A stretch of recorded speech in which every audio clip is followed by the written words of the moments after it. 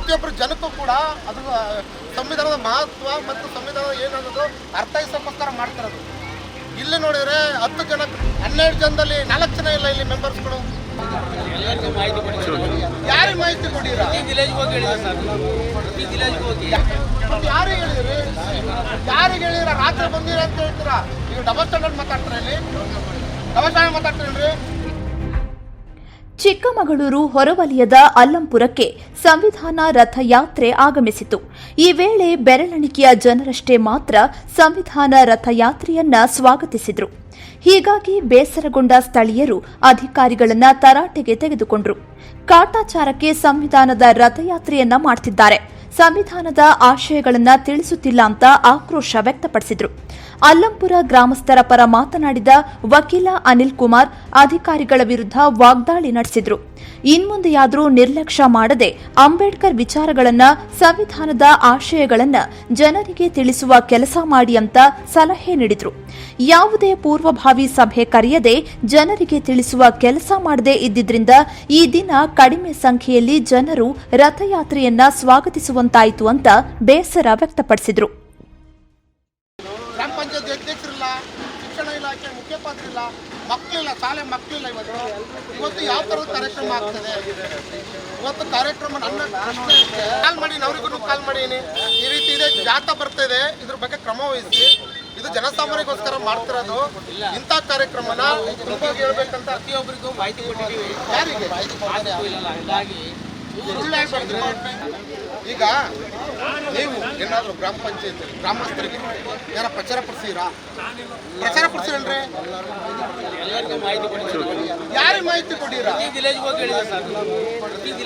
ಯಾವಾಗ? ಮಾತಾಡ್ತೀನಿ ಒಂದು ಸೆಕೆಂಡ್ ಮಾತಾಡ್ತೀನಿ. ಸ್ಟುಡಿಯೋ ಕರೀರಿ. ಅದು ಯಾವ ಹೋಗಿರಾ ಏನ್ರಿ? ಗ್ರಾಮ ಪಂಚಾಯತಲ್ಲಿ ಡಂಗೂರ ಮಾಡಿರನ್ರಿ ಅಲ್ಲಂಪುರದಲ್ಲಿ? ಮಾಡಿರಾ? ಯಾರಿಗೆ ಹೇಳಿದ್ರಿ? ಯಾರಿಗೆ ಹೇಳಿರ? ರಾತ್ರಿ ಬಂದಿರ ಅಂತ ಹೇಳ್ತೀರಾ? ನೀವು ಡಬಲ್ ಸ್ಟ್ಯಾಂಡರ್ಡ್ ಮಾತಾಡ್ತೀರ, ಇಲ್ಲಿ ಡಬಲ್ ಸ್ಟ್ಯಾಂಡರ್ಡ್ ಮಾತಾಡ್ತೀರೇನ್ರಿ? ಪಬ್ಲಿಕ್ ಎಲ್ಲಿ ಮೇಡಮ್? ಪಬ್ಲಿಕ್ ಎಲ್ಲಿ ಅನೌನ್ಸ್ ಮಾಡ್ಯಾರ? ಈಗಿನ್ನು 8:00 ಮೆಸೇಜ್. ಇಷ್ಟನ್ನೇ ಬಂದ್ರಿ ನೀವು ಮೆಸೇಜು? 8:00 ಅಲ್ಲಿ ತನಕ ಮೆಸೇಜ್ ಇಲ್ಲ. ಯಾರು ಕೊಟ್ಟರು? PDO ಕೊಟ್ಟಿರೋ 8:00. ಕರ್ನಾಟಕ ಸರ್ಕಾರ ಜನವರಿ 26ರಿಂದ ಫೆಬ್ರವರಿ 25 ತನಕ ಸಂವಿಧಾನ ಜಾಗೃತಿ ಕಾರ್ಯಕ್ರಮ ಮಾಡ್ತಾಯಿದೆ. ಉದ್ದೇಶ ಏನಂದರೆ ಈ ದೇಶಕ್ಕೆ, ಈ ರಾಜ್ಯಕ್ಕೆ ಮತ್ತು ಪ್ರತಿಯೊಬ್ಬ ಪ್ರಜೆಗೂ ಕೂಡ ಸಂವಿಧಾನದ ಬಗ್ಗೆ ಅರಿವು ಮತ್ತು ಜಾಗೃತಿ ಮಾಡೋ ಉದ್ದೇಶದಿಂದ ಈ ಕಾರ್ಯಕ್ರಮ ಆಗ್ತಿರೋದು.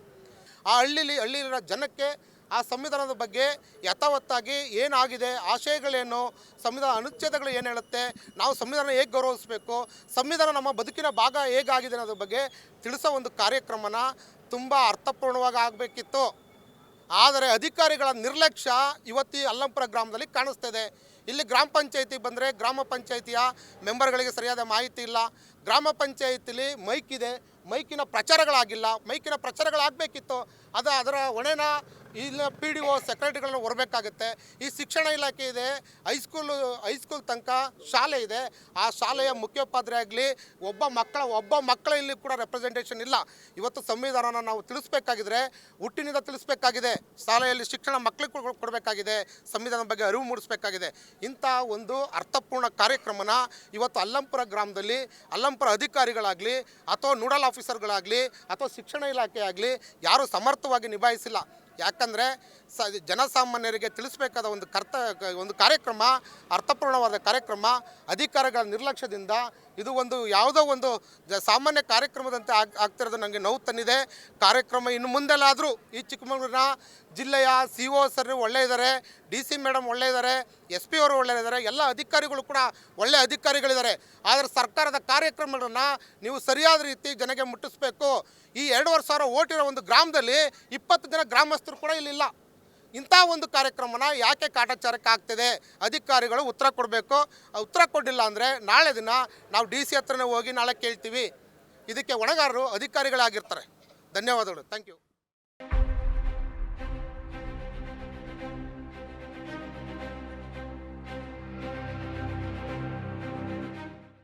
ಇದು ಪಬ್ಲಿಕ್ ಇಂಪ್ಯಾಕ್ಟ್. ಜನಶಕ್ತಿಯೇ ನಿರ್ಣಾಯಕ.